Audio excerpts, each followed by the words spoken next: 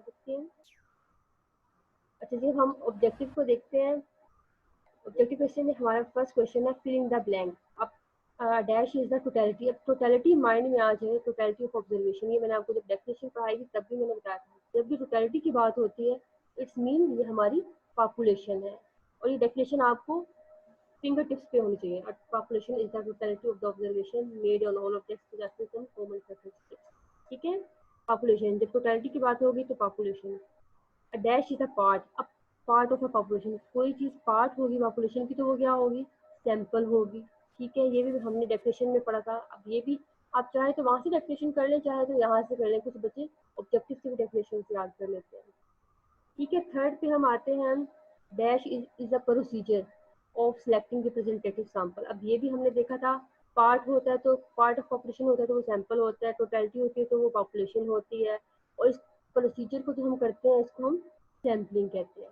ठीक है, next fourth पे आते हैं। The descriptive measure of population are called parameter. अब आपको पता है कि हम जो न्यूमेरिकल वैल्यूज कैलकुलेट करते हैं पॉपुलेशन से, वो हमारी कहलाते हैं पैरामीटर्स, और जो सैंपल से करते हैं वो स्टैटिस्टिक कहलाती है। Population is called finite if it include limited number of sampling unit. ये भी हमने पढ़ा कि अगर किसी चीज़ की लिमिटेड, ये हमने डेफिनेशन पढ़ी हुई है जो पॉपुलेशन की, दो फर्दर टाइप्स पढ़ी थी। अगर limited number of sampling units होंगे तो वो हमारी फाइनाइट पॉपुलेशन होगी। अगर वो unlimited number of sampling units होंगे तो वो इनफाइनाइट पॉपुलेशन होगी। ठीक है, next is sampling dash is complete list of. अब ये भी हमने देखा था, जब कंप्लीट लिस्ट की बात हो जाती है तो वो हमारा सैम्पलिंग फ्रेम कहलाता है। नेक्स्ट इसके बाद ninth property, ninth filling the blank.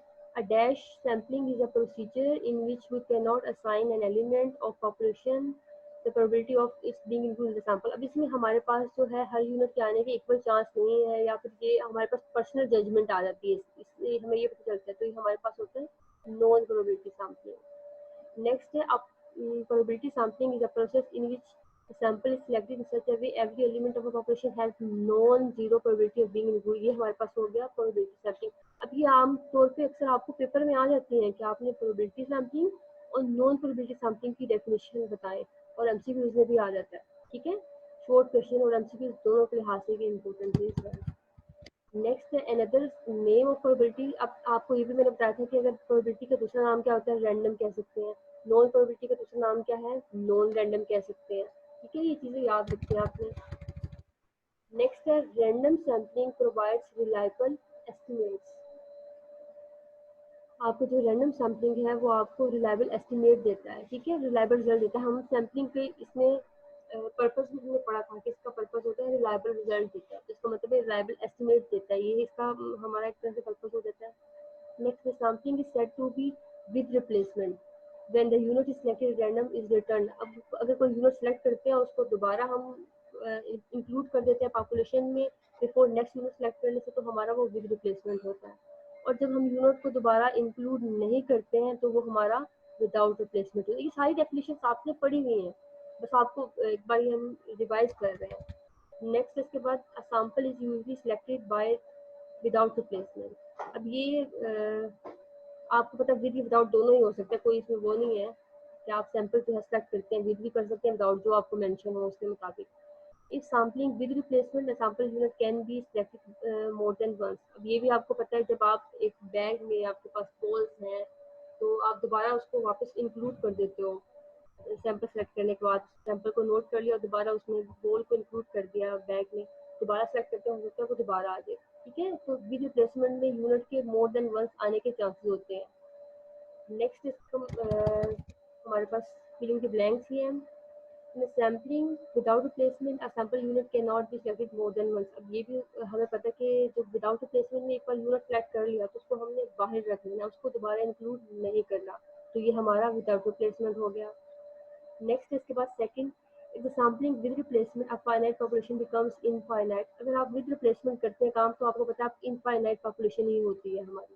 ठीक है, नेक्स्ट इसके बाद third, simple random sampling is the procedure of selecting a sample from a population in such a way that every unit available from a for sampling has been equal probability of being selected। ये भी आप definition यहाँ से भी कर सकते हो, वहाँ से भी कर सकते हो, वही है चीज़ सिंपल रैंडम सैम्पलिंग की। नेक्स्ट ये मैं आपको बताती रही हूँ मुसलसल, the sampling error decreases by increasing the sample size. आपको जो सैम्पलिंग एरर है वो कम होता है सैंपल साइज की इंक्रीज करने से। ये एमसीक्यूज में अक्सर ही आता है। The dash error may be represent both sample and census। Non sampling error है हमारे पास, वो सैंपल सर्वे से भी आ सकता है, सेंसिस से भी आ सकता है, क्योंकि ये ह्यूमन एरर या फिर आप जो मशीनरी से काम कर रहे हैं, जिस तरह भी डेटा कलेक्ट कर रहे हैं, उसके थ्रू ये इंक्लूड होता है हमारे डाटा में। नेक्स्ट है the biasness increases by increasing the sample size. अब ये हमने देखा था, इसमें डिफरेंस एरर में और बायस में ये होता है। एरर को हम डिक्रीज कर सकते हैं सैंपल साइज को इंक्रीज करने से, याद रखनी है मायने बात।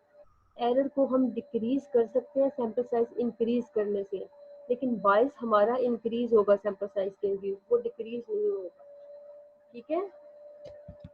नेक्स्ट एग्जाम्पल हमारे पास 7, a sample which is free from bias is called. अब ये हमें पता है कि जिसमें बायस नहीं होगा वो अनबायस ही होगा, जिसमें बायस नहीं है तो वो अनबायस होगा।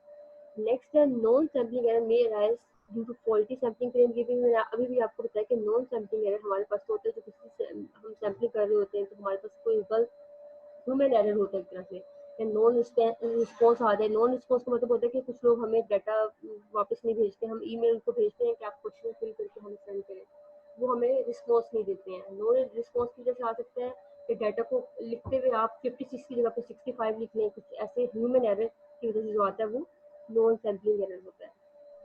नेक्स्ट है non sampling error can be control by proper training. अब ये प्रॉपर ट्रेनिंग जिन लोगों को हम देंगे उसके थ्रू ये कम हो सकता है, ठीक है, कंट्रोल हो सकता है।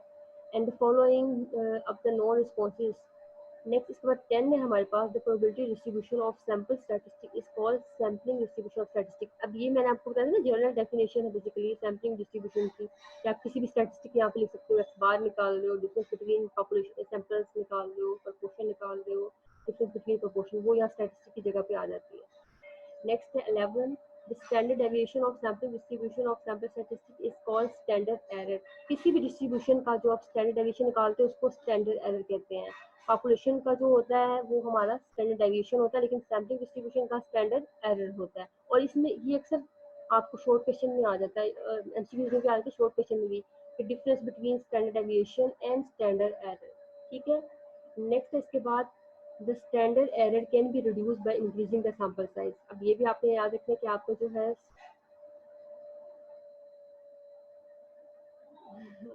आपके पढ़ रही हूँ मैं चैट बॉक्स में मैसेज भी।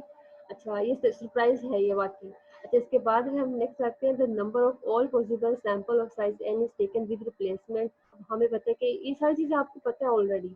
आप विद रिप्लेसमेंट के केस में सैंपल जो है size number of possible samples ऐसे निकालते हैं, विदाउट के केस में नंबर ऑफ पॉसिबल सैंपल्स ऐसे निकालते हैं। ठीक है। थर्ड पे आ जाते हैं, ये ट्रू फॉल्स है।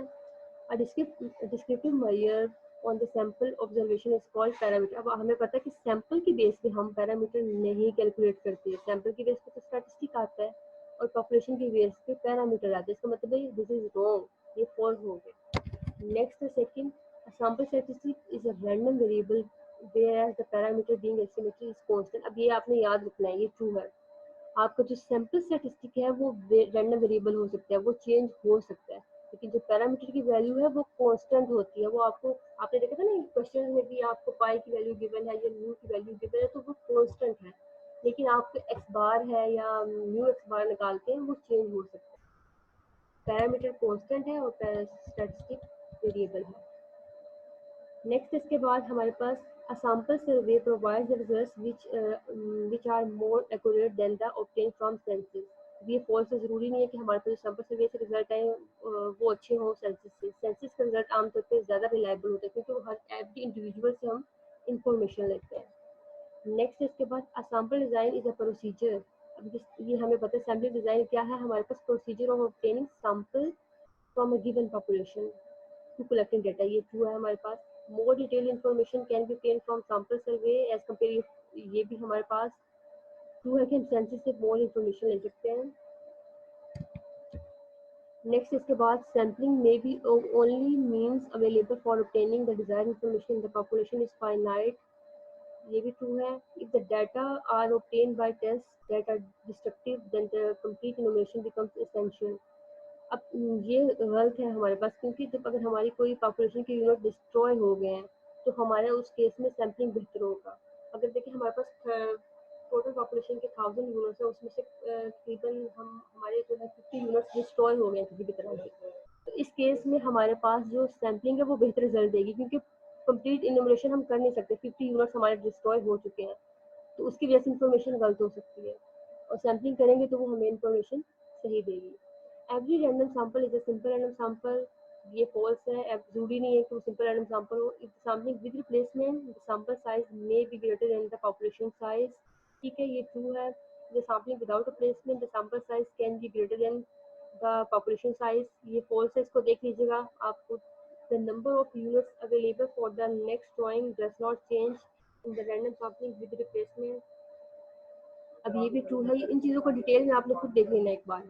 Sampling without replacement the number of units remaining after each drawing will be reduce, अब ये भी आपको पता है कि जैसे जैसे आप विद रिप्लेसमेंट में आपकी जो है पॉपुलेशन में कोई चेंज नहीं आता, डज नॉट चेंज, लेकिन जो विदाउट रिप्लेसमेंट है इसमें आपकी पॉपुलेशन रिड्यूस होती जाती है। बस ये लास्ट है हमारे पास, make the following true and false. Number 1 है हमारे पास the number of all possible sample of size n taken without replacement में हम n सी n यूज नहीं करते, हम n की n यूज करते हैं। Sampling without replacement a unit can not be selected more than once, अब ये हमारे पास unit can be selected more than once, हम दोबारा सेलेक्ट नहीं कर सकते हैं, तो इसका मतलब ये फॉल्स है। विद में हम कर सकते हैं एक यूनिट को दोबारा दोबारा सेलेक्ट। नेक्स्ट थर्ड है हमारे पास in sampling with replacement sample size may be greater than the population size, ये भी ट्रू, अभी हमने ऊपर भी देखा था। In sampling with replacement finite population becomes infinite, ये भी हमें पता है कि विद रिप्लेसमेंट में पॉपुलेशन फाइनाइट भी होती है तो वो इनफाइनाइट बन जाती है, क्योंकि दोबारा दोबारा वो यूनिट इंक्लूड हो सकता है। नॉन सैम्पलिंग एरर हमारे पास बताया था कि आप किस तरह से, दोनों तरह से आ सकते हैं, सैम्पल सर्वे से भी और सेंसस से भी। ये भी आपने एमसीक्यूज में भी फिलिंग द ब्लैंक में भी यही देखी है, और इसमें भी यही चीज़ें रिपीट हो रही है। Sampling error increases by increasing sample size, ये फॉल्स, क्योंकि सैम्पलिंग एरर हमारा इंक्रीज होता है बाय इंक्रीजिंग साइज, हमारा सैम्पलिंग एरर डिक्रीज होता है, ठीक है, सैम्पलिंग एरर डिक्रीज होता है इंक्रीजिंग सैंपल साइज से, इंक्रीज नहीं होता है। Sampling and non sampling error are both controllable, ये ट्रू है, हम दोनों को कंट्रोल कर सकते हैं। इसको सैंपल साइज बढ़ा के और इसमें ट्रेनिंग जो है लोगों को देकर, इन्वेस्टिगेटर्स को, अच्छे इन्वेस्टिगेटर को हायर करके हम रिड्यूस कर सकते हैं। Standard deviation of sampling distribution of a statistic is called standard error, ये भी हमने अभी देखा था फिलिंग द ब्लैंक में। Standard error is the difference of the statistic from the parameters being estimated, ये फॉल्स है, इसका फॉर्मूला हमने देखा था क्या होता है, वो आप देख लीजिएगा एक बार अपनी बुक से पीछे से। You can decrease both sampling and standard error by increasing the sample size, ये ट्रू है, ठीक है। बस last, the reliability of estimate can be estimated by standard error, आप किसी भी चीज़ की रिलायबिलिटी चेक कर सकते हैं स्टैंडर्ड एरर के थ्रू, यहाँ पे आपकी जो है ऑब्जेक्टिव कंप्लीट हो गई।